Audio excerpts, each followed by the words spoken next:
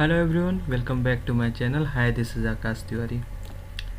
कैसे चल रही है आप सभी की तैयारी? उम्मीद करते हैं सभी की तैयारी अच्छी चल रही होगी। ठीक, तो फिलहाल अपने सामने दो सबसे बड़े एग्ज़ाम बैंकिंग के बैंकिंग इंडस्ट्री के दो सबसे बड़े एग्ज़ाम अपने सामने हैं, IBPS PO मेंस और SBI PO प्री। अब दिक्कत ये आ रही है कि दोनों एग्ज़ाम एक साथ ही एक ही हफ्ते में सब आ गए हैं, तो कैसे मैनेज करें? क्योंकि जिनका 4 और 6 को एग्ज़ाम है उनको तो सबसे ज़्यादा दिक्कत होने वाली है, क्योंकि 5 को IBPS PO मेंस रहेगा। तो दो एग्ज़ाम बैक टू बैक उनको तो बहुत ही ज़्यादा दिक्कत होने वाली है, क्योंकि मेंस का ऑलरेडी 3.5 घंटे का एग्ज़ाम रहेगा।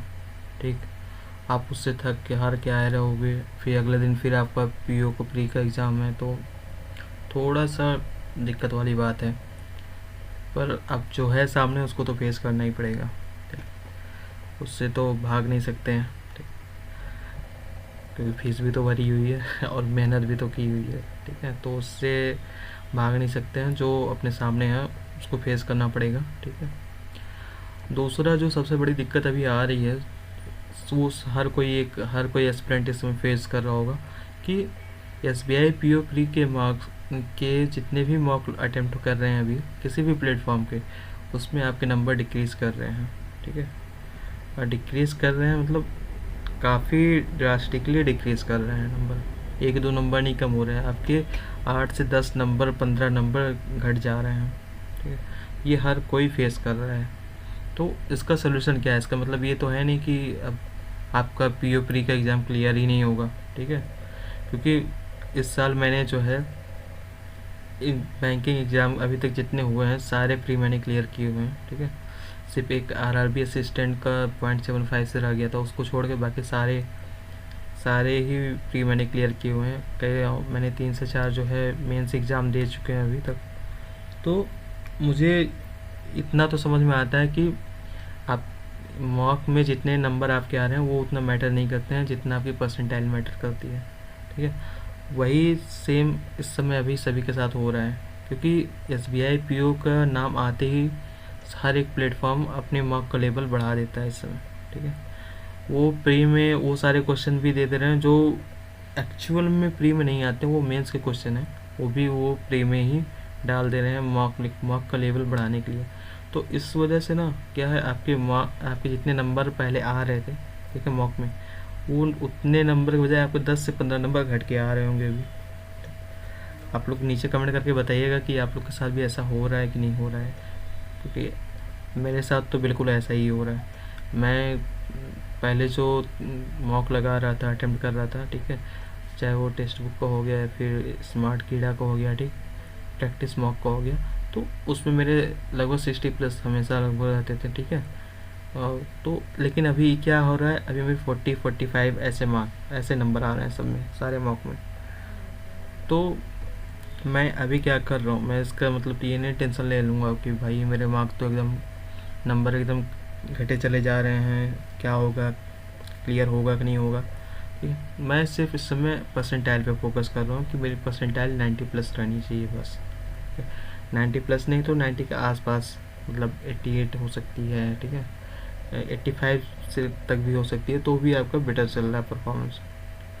तो आप लोग को भी बिल्कुल ऐसे ही नंबर को नंबर पे उतना फोकस ना करते हुए सिर्फ परसेंटाइल को देखना है। ठीक है, परसेंटाइल आपकी 90 के आसपास रहनी चाहिए, बाकी चीज़ें अभी मैटर नहीं करेगी। आप रोज़ डेली का एक मॉक अटेम्प्ट कीजिए। मैं डेली का रोज़ PO प्री का एक मॉक अटेम्प्ट कर रहा हूँ प्रॉपर, उसको आधा घंटा के लिए एनालिसिस कर रहा हूँ।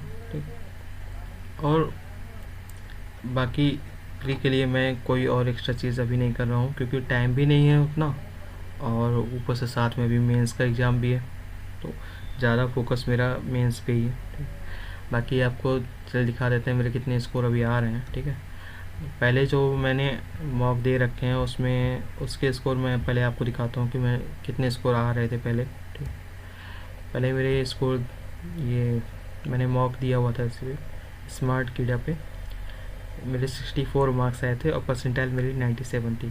ठीक है, तो ये मैंने पहले मॉक अटेम्प्ट कर रखा था, अभी लगभग 5-6 दिन पहले मैंने ये मॉक अटेम्प्ट कर रखा है। ठीक, उसमें कुछ इस तरह से स्कोर है। पर अभी मैंने जो आज अभी मॉक मैंने अटैम्प्ट किए हैं उसके स्कोर मैं आपको दिखाता हूँ क्या आ रहे हैं, और फिर भी परसेंटाइल मेरी 90 प्लस बन रही है उतने कम मार्क्स पे भी, ठीक है, उतने कम नंबर पे भी मेरी परसेंटाइल, या आप यहाँ पे नंबर देख सकते हैं 40 के करीब नंबर मेरे आए हुए हैं, लेकिन परसेंटाइल फिर भी 90 प्लस है।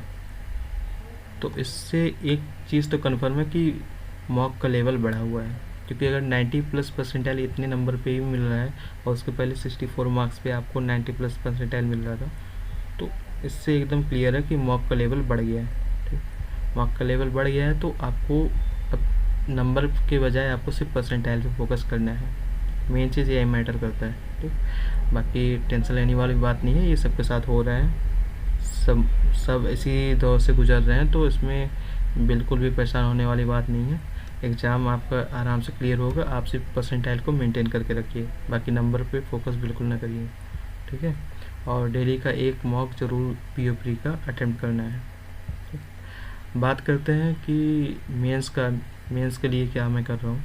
तो मेंस के लिए मैं एकदम सिंपल स्ट्रेटजी फॉलो कर रहा हूँ लास्ट 10 डेज़ के लिए।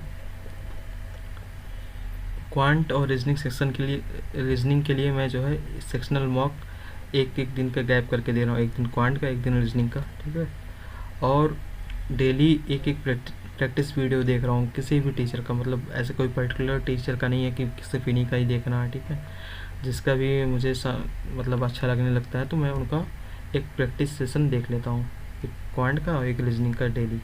ठीक, बाकी हर एक अल्टरनेट डेज पे सेक्शनल मॉक में लगा रहा हूँ।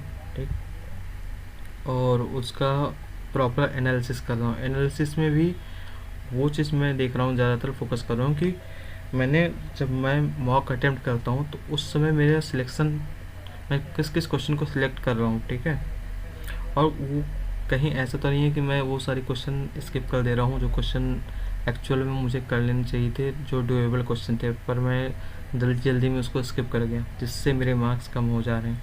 तो इस सब पॉइंट पे थोड़ा ज़्यादा फोकस में कर रहा हूँ। ठीक, और बाकी बस इतना ही क्वांट रीजनिंग के लिए। और इंग्लिश के लिए डेली एक सेक्शनल मॉक। ठीक, इसका एनालिसिस मैं स्किप कर देता हूँ, क्योंकि मुझे तो अभी इसका एनालिसिस इस टाइम पे बिल्कुल नहीं जो लग रहा है। बाकी आप लोग करना चाहते हैं तो आप लोग इसका भी एनालिसिस कर सकते हैं। मैं सिर्फ एक इसका सेक्शनल मॉक लगा रहा हूँ, उसके बाद सबमिट कर दे रहा हूँ बस। इंग्लिश के लिए इतना ही मैं कर रहा हूँ मेंस के लिए। बात करते हैं सबसे इम्पोर्टेंट सेक्शन की अपनी, वो है जनरल अवेयरनेस। यही एक ऐसा सेक्शन है जो आपको जो है कट ऑफ भी क्लियर करवाएगा, और कट ऑफ से आपके मार्क्स कम से कम 10 से 15 नंबर ऊपर रखने में आपको हेल्प करेगा। तो बात करते हैं कौन कौन से मंथ का मैं तैयार कर रहा हूँ, स्पेशली मैं जुलाई, अगस्त और सितंबर का। ठीक है, इन 3 मंथ का मैं जो है ये अफेयर्स क्लाउड से वीकली पीडीएफ उनका पढ़ रहा हूँ। ठीक है, वहीं से मैं कर रहा हूँ, कोई मंथली पीडीएफ नहीं लगा रहा, कोई डेली वाला मैं नहीं फॉलो किया हूँ, सिर्फ वीकली पीडीएफ से मैं इन 3 मंथ का मैं जो है कवर कर रहा हूँ। बाकी अक्टूबर मंथ का मैं जो है ये बैंकिंग वाला पोर्शन जो है, बैंकिंग वाला पार्ट अक्टूबर मंथ का मैं कवर कर रहा हूँ। ठीक, और एक चीज़ और मैं एक्स्ट्रा कर रहा हूँ, जो कि ये है कि 6 मंथ का कंपाइलेशन जो टॉपिक वाइज कई सारी फैकल्टी अपने अपने चैनल पे यूट्यूब पे फ्री में वो 6 मंथ का कंपाइलेशन वो अपलोड कर रहे हैं टॉपिक वाइज, जैसे डिफेंस हो गया, ठीक है, बुक ऑथर हो गया, स्पोर्ट्स हो गया, बैंकिंग हो गया, गवर्नमेंट स्कीम हो गया, तो इन सब का वो कंपाइलेशन अपलोड कर रहे हैं। तो अगर आप ये दोनों पहले कवर कर लेते हैं तो आपके पास टाइम बचता है, तो आप ये वाले पोर्शन पे जाएंगे, वरना ये वाले पोर्शन को स्किप कर सकते हो। ठीक, तो मेरा लगभग ये वाला सारा कंप्लीट हो चुका है। ठीक है, ये वाला भी मैं कर रहा हूँ अक्टूबर वाला पोर्शन, बाकी टाइम बच रहेगा तो ये वाला ज़रूर एक या 2 बार तो मैं रिवीजन करके जाऊँगा ये वाले जो वीडियोज़ हैं, खासकर गवर्नमेंट स्कीम वाला पोर्शन और बैंकिंग वाला पोर्शन, तो 6 मंथ का कंपाइलेशन है। तो इतना ही मैं जीए में कर रहा हूँ, बाकी इससे ज़्यादा करने के लिए अभी टाइम भी नहीं बचा हुआ है, और इससे ज़्यादा करेंगे तो वो उतना रिटेन नहीं कर पाऊँगा मुझे पता है मेरा कि इससे ज़्यादा मैं करूँगा तो उतना ज़्यादा आउटपुट मैं निकाल नहीं पाऊँगा अभी फ़िलहाल। ठीक है, तो ये जीए का स्ट्रेटजी है मेरा। तो बाकी आप लोग अच्छा लग रहा होगा तो आप लोग भी सेम यही फॉलो कर सकते हैं, नहीं तो अपना खुद का स्ट्रेटजी आप खुद भी अपने हिसाब से आप इसको मॉडिफाई कर सकते हो। बाकी डिस्क्रिप्टिव के लिए मैं जो है गाइडली का उनका मॉक लिया हूँ, ठीक है, वहीं से मैं प्रैक्टिस कर रहा हूँ, उनके मॉक से ही उसी पे टाइप करके मैं प्रैक्टिस कर रहा हूँ। और बाकी यूट्यूब पे बहुत सारे ऐसे वीडियोस तो पड़े हैं जिसमें लेटर का फॉर्मल इनफॉर्मल क्या उनका पूरा प्रोसीजर होता है, कैसे स्टेप वाइज लिखते हैं, ठीक है, और इससे में कौन कौन से करंट टॉपिक आने के चांसेस हैं। तो इससे रिलेटेड काफ़ी सारे वीडियोस यूट्यूब पे पड़े हुए हैं, आप वहाँ से एक बार देख सकते हो अगर आपको डिस्क्रिप्टिव वाले पोर्शन में दिक्कत आ रही है तो, ठीक है।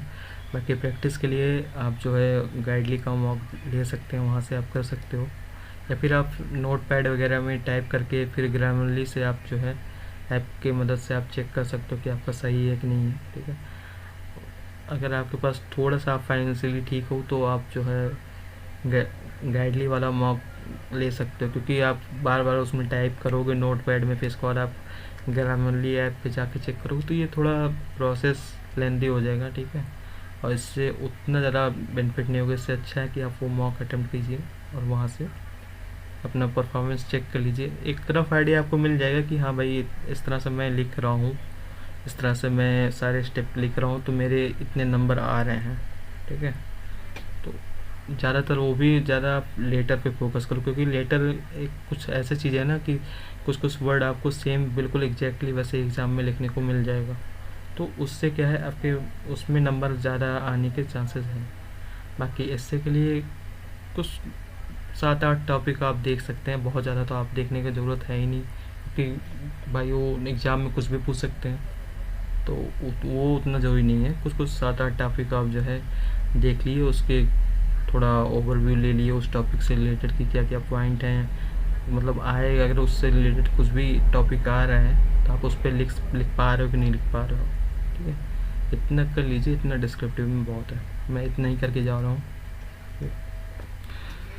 बाकी मेंस के लिए देखिए जितना जितना सिंपल स्ट्रेटजी रख सकते हो ना, जितना कम से कम स्ट्रेटजी रख सकते हो वही बेटर है अभी के लिए, ठीक है, क्योंकि अभी फ़िलहाल सबसे ज़्यादा ज़रूरी यही है, इम्पोर्टेंट यही है कि आप कितना ज़्यादा आप रिवीजन कर रहे हो अभी जीए का, ठीक है, कितना ज़्यादा रिवीजन कर रहे हो वो अभी ज़्यादा इम्पोर्टेंट। बाकी ये सब तो चीज़ें बदलती रहेंगी, ये सब प्रैक्टिस आप जितना भी करो वो कम ही पड़ेगा, ठीक है।